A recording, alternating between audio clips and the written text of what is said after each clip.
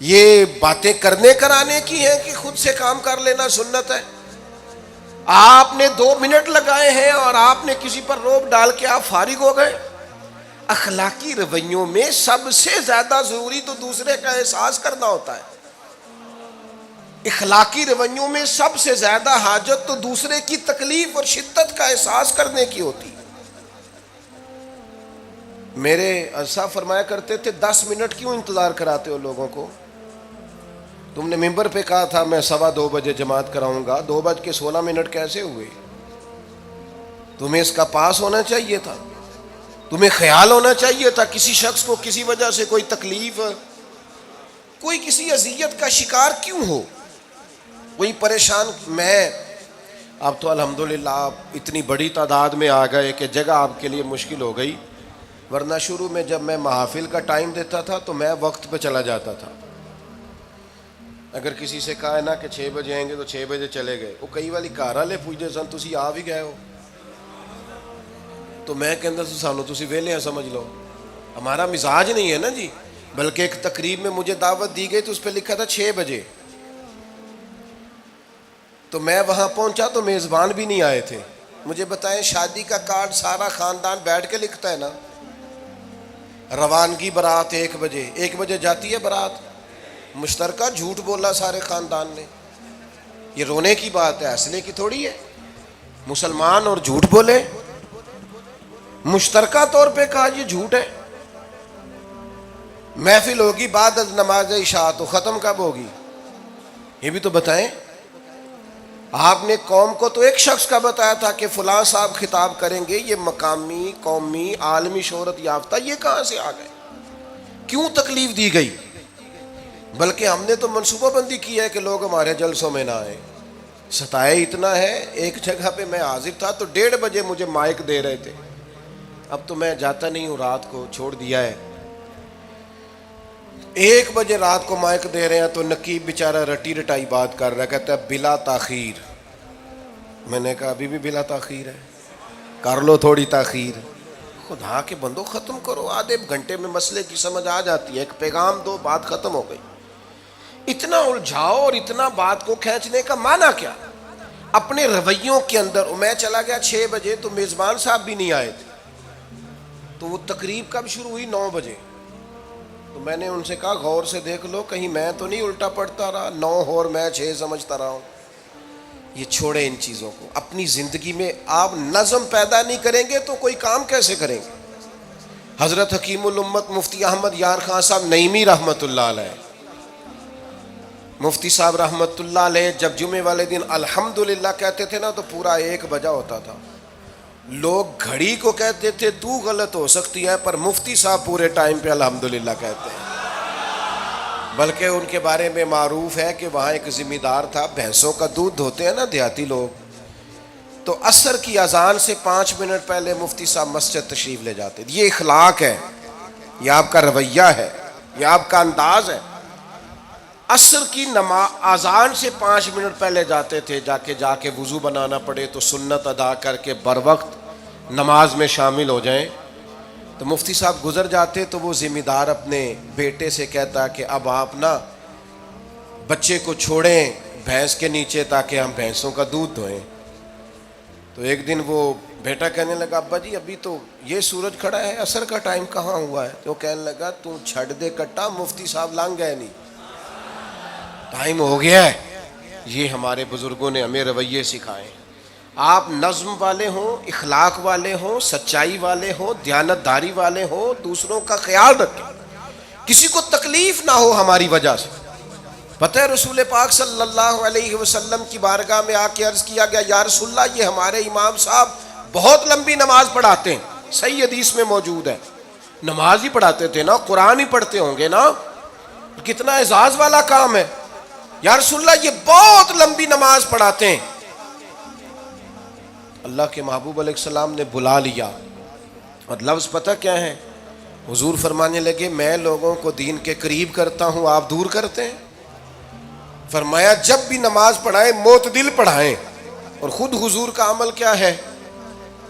حضور فرماتے ہیں جب میں نماز میں کھڑا ہوتا ہوں تو میرا دل کرتا ہے میں لمبی نماز پڑھاؤں، ہمارا جب کسی شے کو دل کرے تو ہم چھوڑتے ہیں. میرا دل کرتا ہے میں لمبی نماز پڑھاؤں،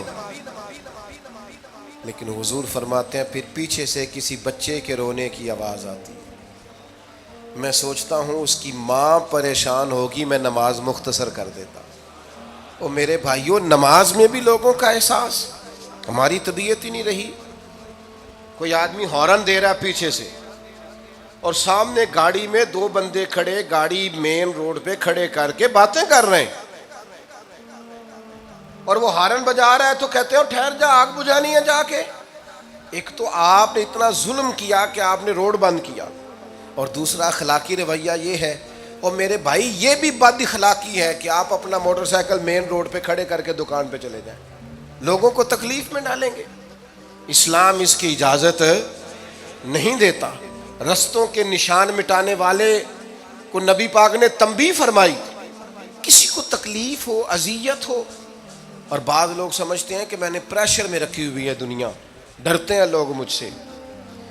جو ڈر کے عزت کرتا ہے وہ خوف کھاتا ہے، اور جو محبت سے تجھے سلوٹ کرتا ہے وہ تیرا احترام کرتا ہے. بعض لوگ کسی کے شر سے بچنے کے لیے بھی اسے سلام کرتے ہیں، وہ عزت نہیں ہوتی، وہ عزت نہیں ہوتی کہ یہ تو رٹا ڈال دے گا.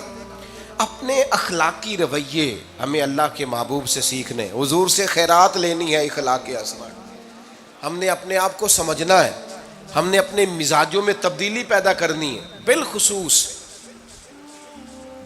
بزرگوں کے معاملے میں، بڑوں کے معاملے میں. جیسے جیسے انسان ضعیف ہوتا جاتا ہے نا، حساس ہوتا جاتا ہے، اسے باتیں تکلیف دینے لگتی. وہ ایک بوڑھی اماں ایک دفعہ مجھے کہنے لگی کہ آپ میرے بچوں سے کہہ دیں خرچہ پامیں تھوڑا دین کرن، میرے نال بولن صحیح کرن.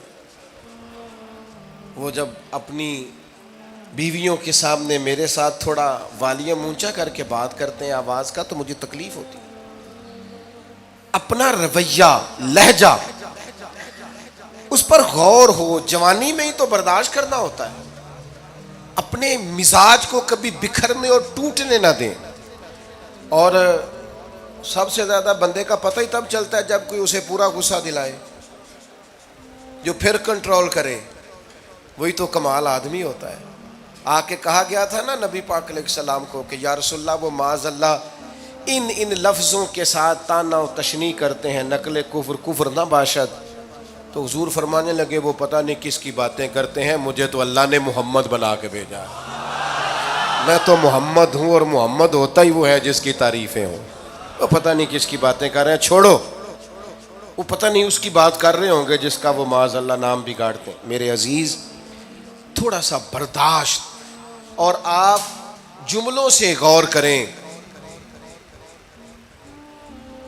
کسی کے لہجے سے غور کریں کہ وہ بندہ کہیں تکلیف میں تو نہیں، آزمائش میں تو نہیں. میں پہلے مختصر تقریر کرنا چاہ رہا تھا، اب آپ لوگوں نے اور مختصر کرا دیا مجھ سے، تو میں بس بات کو سمیٹنے لگا ہوں، آپ غور فرمائیں گے. ایک دن نبی پاک علیہ السلام نے سید عائشہ صدیقہ رضی اللہ تعالیٰ عنہ سے فرمایا. حضور فرمانے لگے عائشہ، جب آپ مجھ سے خوش ہوتی ہیں تب بھی مجھے پتہ چل جاتا ہے، اور جب آپ کے دل میں کوئی بات ہوتی ہے تب بھی پتہ چل جاتا ہے. تو سیدہ پاک عرض کرنے لگی حضور مجھے میری ماں روئے، میں اور آپ سے ناراض. تو کریم فرمانے لگے بتاؤں پھر؟ یا رسول اللہ فرمائیے. حضور فرمانے لگے عائشہ آپ کبھی کبھی قسم اٹھاتی ہیں؟ یا رسول اللہ اٹھاتی ہوں. فرمایا جب آپ خوش ہوتی ہیں تو کہتی ہیں مجھے رب محمد کی قسم، اور جب دل میں کوئی بات ہوتی ہے پھر کہتی ہو جناب ابراہیم خلیل کے رب کی قسم. پھر حضرت ابراہیم کی نسبت سے قسم اٹھاتی ہو. تو جناب عائشہ کہتی ہیں حضور کی بات سن کے جو میرا حال تھا میں بتا نہیں سکتی. یا رسول اللہ آپ اتنا خیال کرتے ہیں؟ یہاں تک خیال فرماتے ہیں کوئی کیا بول رہا ہے؟ کہتی میں نے فوراً عرض کی کہ یا رسول اللہ مجھے رب محمد کی قسم ہو، میری زبان سے نام ہی جاتا ہے، میرے دل میں آپ ہر وقت موجود رہتے ہیں، دل میں.